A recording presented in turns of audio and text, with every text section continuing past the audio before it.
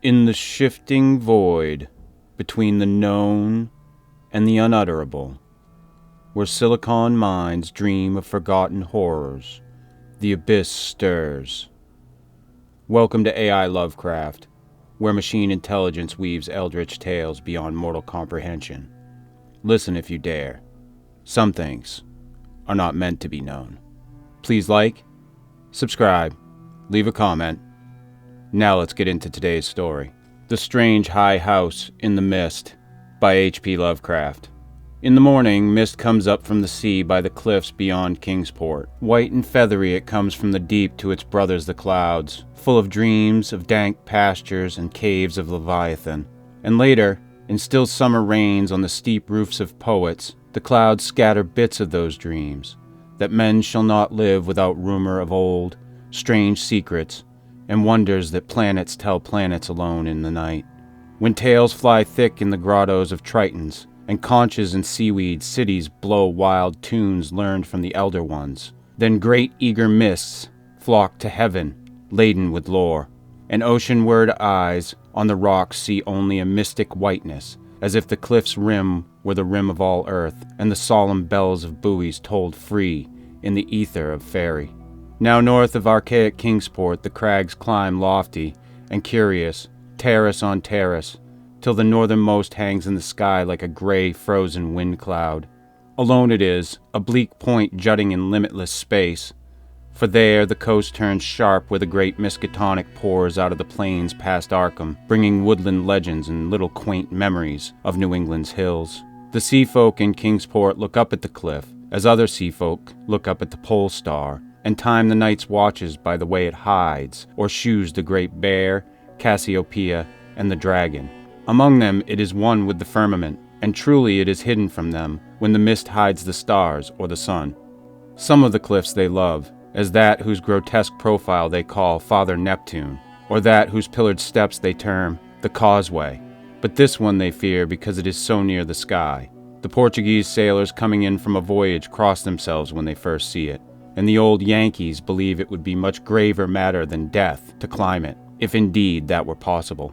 Nevertheless, there is an ancient house on that cliff, and at evening men see lights in the small paned windows. The ancient house has always been there, and people say one dwells therein who talks with the morning mists that come up from the deep, and perhaps sees singular things oceanward at those times when the cliff's rim becomes the rim of all earth, and solemn buoys toll free in the white ether of fairy. This they tell from hearsay, for that forbidding crag is always unvisited, and natives dislike to train telescopes on it. Summer boarders have indeed scanned it with jaunty binoculars, but have never seen more than the gray primeval roof, peaked and shingled, whose eaves come nearly to the gray foundations, and the dim yellow light of the little windows peeping out from under those eaves in the dusk. These summer people do not believe that the same one has lived in the ancient house for hundreds of years, but cannot prove their hearsay to any real Kingsporter. Even the terrible old man who talks to leaden pendulums in bottles, buys groceries with centuried Spanish gold, and keeps stone idols in the yard of his antediluvian cottage in Water Street, can only say these things were the same when his grandfather was a boy, and that must have been inconceivable ages ago, when Belcher or Shirley or Pownell or Bernard was governor of His Majesty's province of the Massachusetts Bay. Then one summer there came a philosopher into Kingsport. His name was Thomas Olney, and he taught ponderous things in a college by Narragansett Bay. With stout wife and romping children he came, and his eyes were weary with seeing the same things for many years, and thinking the same well-disciplined thoughts.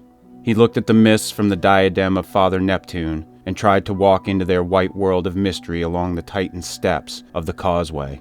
Morning after morning he would lie on the cliffs and look over the world's rim at the cryptical ether beyond, listening to spectral bells and the wild cries of what might have been gulls. Then, when the mist would lift and the sea stand out prosy with the smoke of streamers, he would sigh and descend to the town where he loved to thread the narrow olden lanes up and down hill, and study the crazy tottering gables and odd pillared doorways which had sheltered so many generations of sturdy sea folk.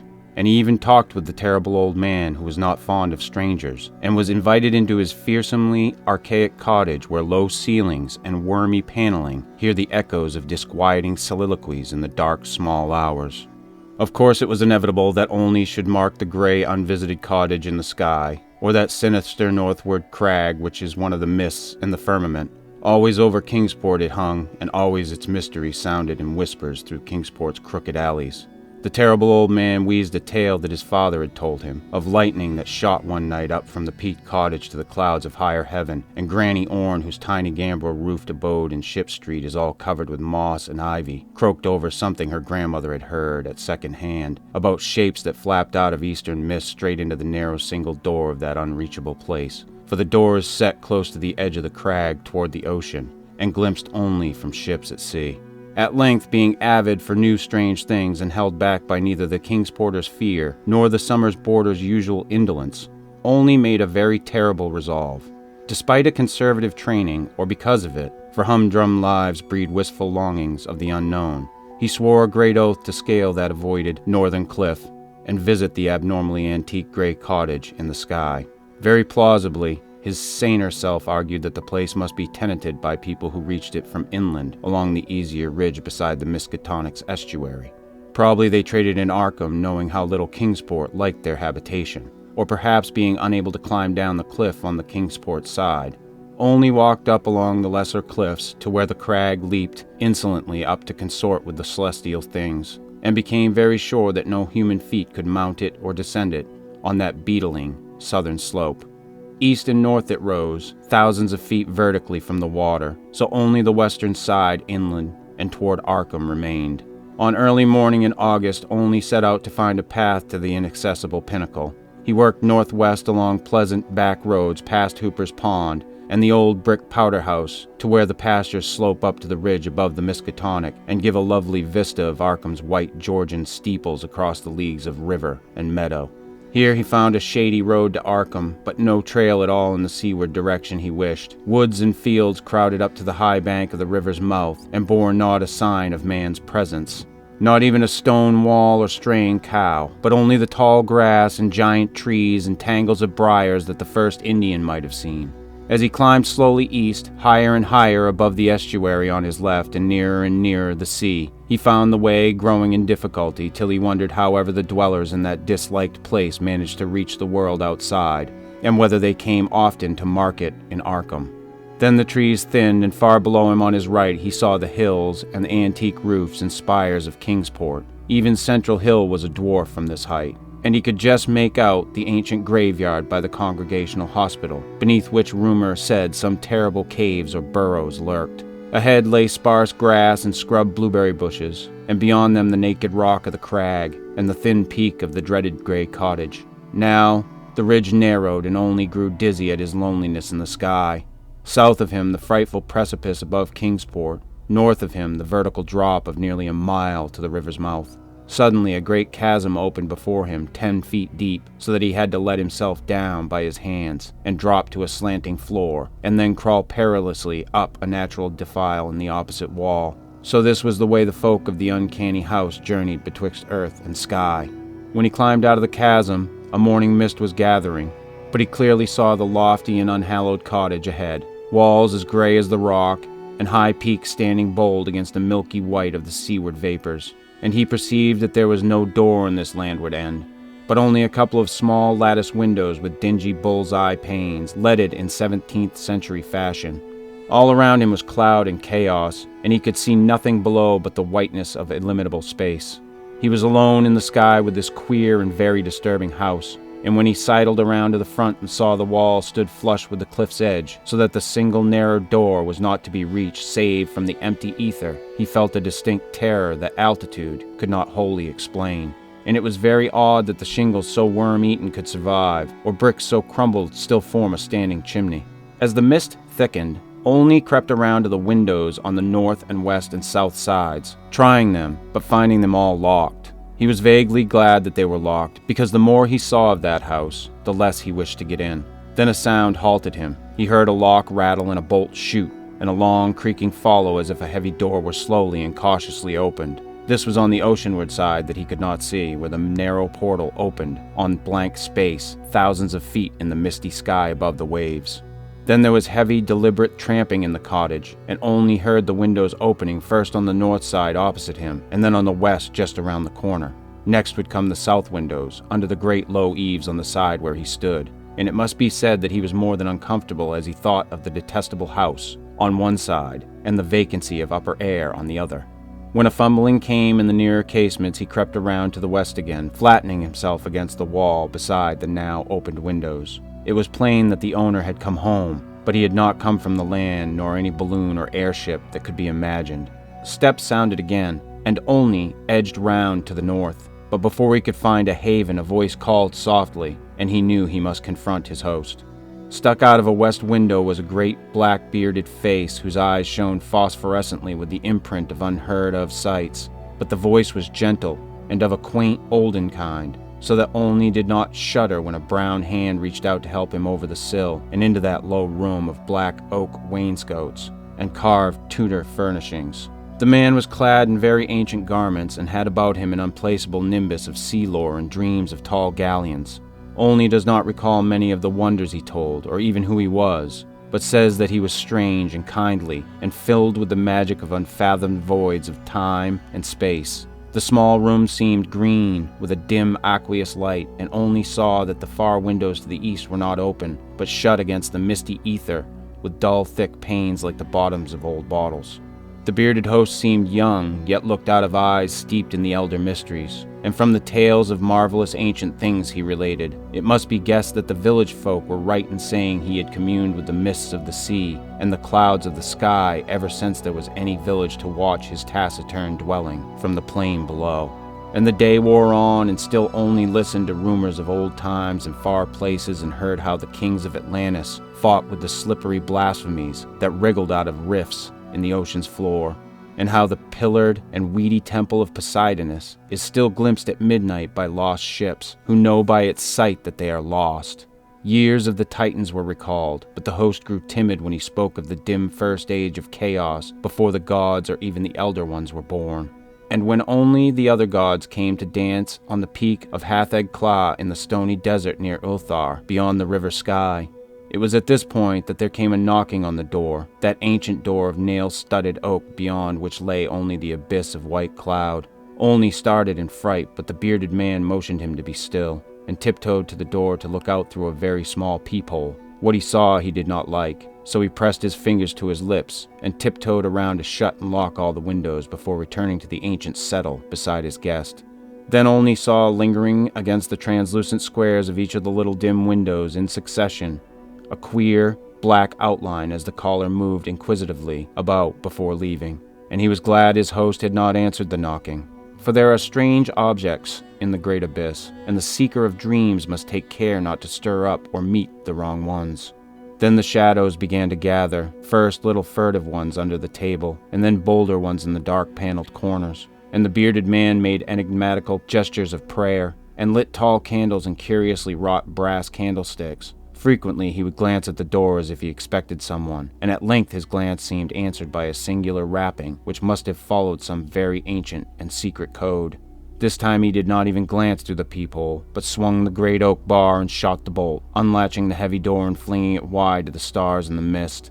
And then to the sound of obscure harmonies there floated into that room from the deep all the dreams and memories of Earth's sunken mighty ones, and golden flames played about weedy locks, so that Olney was dazzled as he did them homage. Trident-bearing Neptune was there, and sportive Tritons and fantastic Nereids, and upon dolphins' backs was balanced a vast crenulate shell, wherein rode the grey and awful form of primal Nodens, lord of the great abyss. And the conches of the Tritons gave weird blasts, and the Nereids made strange sounds by striking on the grotesque resonant shells of unknown lurkers in black sea caves. Then hoary Nodens reached forth a wizened hand and helped Olney and his host into the vast shell, whereat the conches and the gongs set up a wild and awesome clamor, and out into the limitless ether reeled that fabulous train, the noise of whose shouting was lost in the echoes of thunder. All night in Kingsport they watched that lofty cliff, when the storm and the mists gave them glimpses of it, and when toward the small hours the little dim windows went dark, they whispered of dread and disaster. And Olney's children and stout wife prayed to the bland, proper God of Baptists, and hoped that the traveler would borrow an umbrella and rubbers unless the rain stopped by morning.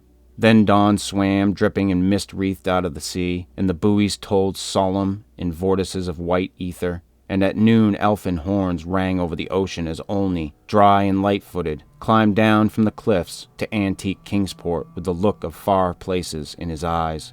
He could not recall what he had dreamed in the sky-perched hut of that still nameless hermit, or say how he had crept down that crag untraversed by other feet.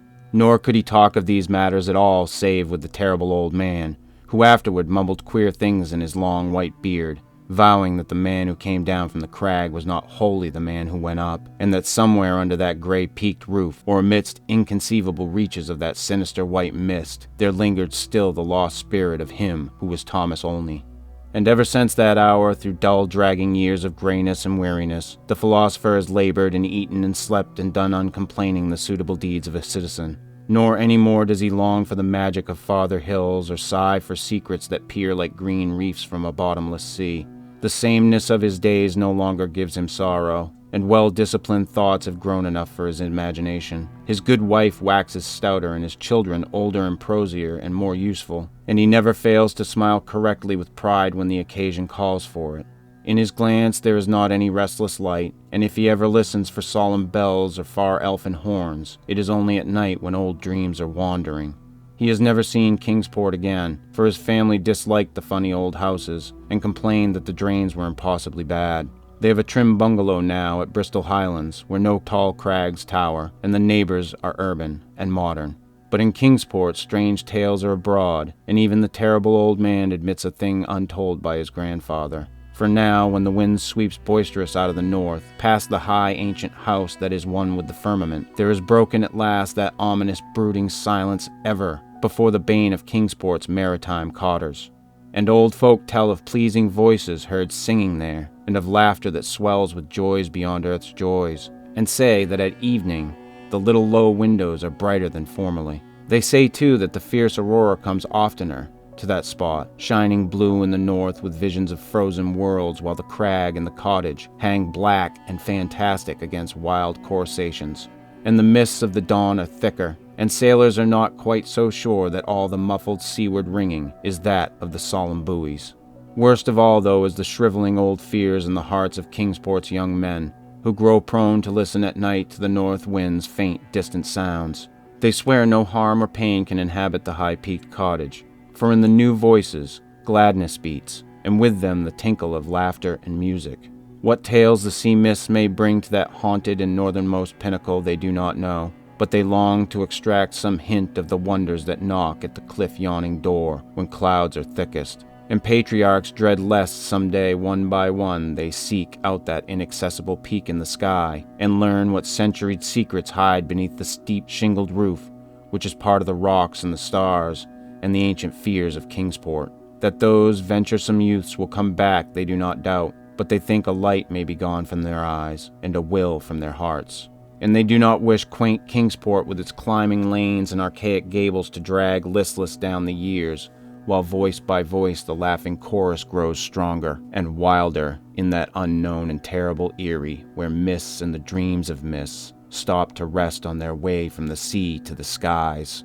They do not wish the souls of their young men to leave the pleasant hearths and gambrel-roofed taverns of old Kingsport, nor do they wish the laughter and song in that high rocky place to grow louder, for as the voice which has come has brought fresh mists from the sea, and from the north fresh lights, so do they say that still other voices will bring more mists and more lights, till perhaps the olden gods, whose existence they only hint in whispers for fear the congregational parson shall hear, may come out of the deep, and from unknown Cadath in the cold waste, and make their dwelling on that evilly appropriate crag, so close to the gentle hills and valleys of quiet simple fisher folk. This they do not wish, for to plain people things not of earth are unwelcome. And besides, the terrible old man often recalls what Olney said about a knock that the lone dweller feared, and a shape seen black and inquisitive against the mist through those queer translucent windows of leaded bull's-eyes. All these things, however, the elder ones only may decide, and meanwhile the morning mist still comes up by that lonely vertiginous peak with the steep ancient house, that grey low-eaved house where none is seen, but where evening brings furtive lights while the north wind tells of strange revels. White and feathery it comes from the deep to its brothers the clouds, full of dreams of dank pastures and caves of Leviathan, And when tales fly thick in the grottos of tritons, and conches and seaweed cities blow wild tunes learned from the elder ones, then great eager vapors flock to heaven laden with lore. And Kingsport, nestling uneasy on its lesser cliffs below the awesome hanging sentinel of rock, sees oceanward only a mystic whiteness, as if the cliff's rim were the rim of all earth, and the solemn bells of the buoys tolled free in the ether of faerie.